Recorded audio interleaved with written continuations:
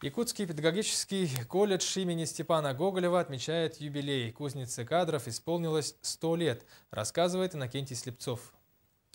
Празднование столетнего юбилея Якутского педагогического колледжа имени Степана Гоголева началось вчера с мастер-классов выпускников для студентов колледжа и научно-практической конференции. Первая часть волны политической, педагогической, научной и культурной элиты якутского народа вышла из стен этого древнего учебного заведения. Здесь учились и трудились целые семейные династии. Еще в педтехникуме работал мой дядя, мамин брат, и работала мама. Она вела методику математики, арифметика тогда была. Затем очень много лет поработал мой отец. Ну и четвертым человеком была я. Студенты учебного заведения показали прекрасную театральную сценировку о первых учащихся учительской семинарии, переросшей затем в педагогическое училище, а теперь в колледж. Второй частью мероприятия стала презентация 3 новых книг, посвященных столетию Якутского педагогического колледжа.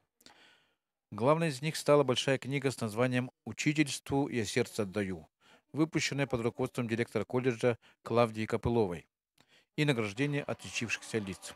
Иннокентий Слепцов, новости НВК Саха.